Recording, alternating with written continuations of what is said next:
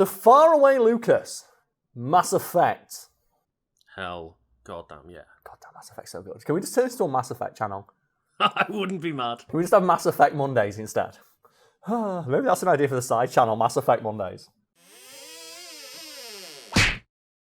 So far away, Lucas, via the wonders of technology, you almost feel like you're in the room with me today. But what are we talking about for the audience at home? We're talking about Mass Effect guns and more specifically how they work. I believe we talked before, myself and you adore the Mass Effect universe and the world building it contains, yes? Oh, God, yeah. And I contend that the explanation for how guns work in the Mass Effect universe is one of the best, if not only real, just like sound reasoning behind a pew pew future gun. Most universes don't even bother to explain how their guns work, they just work. And I don't like stuff like that because it makes the universe seem a little thinner in regards to world building. Whereas Mass Effect, like, seemingly everything was thought out, right up until Mass Effect 2, they decided to turn it into Call of Duty. And we can talk about why that's the thing Lucas is laughing about in a moment. But first, weapons technology in both canon Mass Effect universe within the scope of the Mass Effect continuation are mostly based upon mass accelerator technology, using Mass Effect fields to propel miniature shreds to lethal speeds. And that's the crux of how guns in the Mass Effect universe work, and it's so fucking cool. So we have here, nearly every gun on the battlefield is laden with features from targeting auto-assist to projectile shavers that can generate thousands of rounds of ammunition for a small internal block of metal. And it's so cool. It is. And Lucas, we've no doubt going to get into like the exact details in a moment, but do you remember how the guns in Mass Effect 1 specifically work? Those giant, Mass Effect, transport systems they've got that they use to bit from bits of the galaxy in seconds. They put tiny ones inside the guns and shoot tiny, tiny pieces of metal at, nearly the speed of light, I believe. Yeah, and essentially just every gun in that universe is a miniature Mass Effect relay, and the reasoning why behind guns like sniper rifles still exist is because the sniper rifle has a longer barrel and therefore a longer Mass Effect relay which gets the projectile in it up to a higher speed and therefore causes more damage. It's the dumbest, coolest way to explain a gun I think I've ever heard. Yes. Mass accelerator weaponry. Soon after discovering the secrets of Mass Effect technology and the almost magical substance known as Element Zero. I don't like that. It's a sci-fi universe. The word magic should be as far away as possible from this shit. It says that all known species adopted Mass Effect technology into their weaponry, propelling minute grains of metal at speeds previously unknown to handheld weaponry, provided a wickedly devastating new form of combat, one that caused research into utilising this same technology for defence to speed up immensely. And that's the old adage, isn't it, of the biggest driver of innovation is war. Yeah. I believe it's like the gun, steel, and bandages theory, I think it's called, where it's like war is such a massive driver of change and innovation because virtually all things that get innovated via war can be then used for civilian purposes. And a couple of examples of things that were originally envisioned for use during combat, but that can now be found around the home, include things like superglue, which is originally designed to close up wounds quickly, which you can still use it for, and is why you have action movie heroes doing that to their wounds when they get a cut or a gunshot, and tampons, which were designed to be inserted into bullet wounds to absorb as much blood as possible. And someone realised, well, that's a very specific purpose that about 50% of the population could take advantage of. And it makes sense in the Mass Effect universe that the same thing would happen. We've discovered this amazing world-changing technology. What should we do with it? Make a gun. Unfortunately, that is the way that humans like to think. Yeah, and by the sounds of it, all sentient species in the Mass Effect universe. It's like that great line from Ultron, isn't it? When he just gets Captain America's shield, it's like the most versatile substance in the universe, and you use it to make a fucking frisbee. You could and then look at what Wakanda did with it. Yeah, Wakanda used it to make beads that cure spinal injuries. Fundamentally, all mass accelerator-based weaponry works as follows. A mass accelerator propels a solid metal slug using precisely controlled electromagnetic attraction and repulsion. The slug is designed to squash or shatter on impact, increasing the energy it transfers to the target. If this were not the case, it would simply punch a hole right through, doing minimal damage. And that's that whole thing, isn't it, of if you shot someone with a grain of sand travelling at light speed, it'd just go straight through them. It hurts if you got them in the right place, but something that small, right, the amount of damage it could do is quite literally minimised by the size of the projectile being fired. A bullet is designed to shatter on impact because then it'll break apart and do more damage inside the body, whereas if it just went straight through you, it'd just be in and out, and only the precise point of impact would be damaged. And that's where you get that famous story about a guy who for some reason decided to stick his head into a particle accelerator. And a particle went straight through his brain. But because it's only literally the size of a particle, it went straight through without injury. And the guy had a massive headache for a few days, but he did survive. And then, as you mentioned there, Lucas, bullets are designed to flatten on impact. And I believe it's one of the reasons why hollow point ammunition is so dangerous, because that's designed to fragment inside the body and cause as much internal damage as possible. Accelerated design was revolutionized by Element Zero. A slug lightened by the Mass Effect field can be accelerated to greater speeds, permitting projectile velocities that were previously unattainable, if not impossible. Just the idea of theoretical speeds of weaponry. And as futuristic as all this sounds, it's reliant on a very simple equation, which is force equals mass times acceleration. And it doesn't matter if you're firing, say, a grain of sand, if you can accelerate it to near light speed, because then the force it hits with will be equivalent to a nuclear bomb.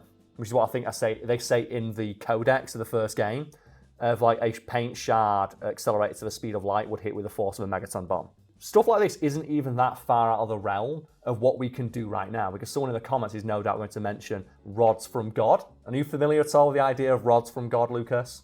No. Well, what they were is a theoretical weapons concept where they would just get giant carbon rods on a satellite and drop them out of orbit onto a location. It's just like gravity does all the work. Yep, you don't need to have an explosive in there because it's going to hit with the force of a regular bomb. And you can drop it with pinpoint precision. And do you know that scene in Doctor Strangelove where the guy rides the bomb? I want that with one of these rods from God, but it's like a banana boat. Do you know the banana boats on the beach? And it's just 30, woohoo! But it has to be all the world leaders who call those bomb strikes in. So if the president wants to call that in, he has to ride it himself. Effectiveness. Mass accelerator weapons are the most consistently effective weapons on the galactic market, covering the broadest range of weaponry needs as any style can or has in history. While the supersonic nature of the ammunition does cause them to be repelled by kinetic barriers, this can be mitigated by pure rate of fire, force output, or specialized ammunition. And that's the thing. You might have a shield that stops this, but no shield is perfect. One will eventually get through, and it's so devastating in its power, it will kill you. And we have here retro firing systems. Historical firing systems, such as humanity's gunpowder-based designs, are virtually ineffective against the defenses used by galactic societies. Ammunition is too quick to penetrate shields, being reflected with minimal power decreases on the side of kinetic barriers. And I want to see that. I want to see someone with a submachine gun shoot like Commander Shepard, and it's just what? And I think that's something they say, isn't it? Of the weapons we had in the 20th century and the 21st century are just basically toys. You might as well go into the field of the Nerf gun. They won't work because even the lowliest mercenary on a backwater planet has a shield powerful enough of just outright deflecting it. And it says here, Lucas, even without a kinetic barrier, most modern armor is effective at distributing the impact, causing only a stutter in the target at best while scraping the paint off at the worst. So the armor in that universe is so effective, a modern gun from our time would do basically to scratch damage. Literal scratch damage in some cases. We have here subsonic firing systems. Some of the older technologies, such as, Lucas, get this, the Crow gun. A gun used by the Crow gun. Subsonic rounds are not quick enough to be detected and deflected. So the bullets go so slow they go through the barrier. And that's like the bubble shield in Halo, isn't it? Where it can sustain and repel any amount of fire from human or Covenant weaponry, but you can still drive a ghost through it. And I'll never forget the first time I played Halo 3 and I got done dirty by that, because in an early preview of the game, they showed the bubble shield reflecting a Warthog. And when I played the Halo 3 beta, I tried doing that as I saw a Warthog coming towards me. Oh, I'll do what they saw in the trailer, and the Warthog plowed straight through and killed me. I was so mad. So fucking mad.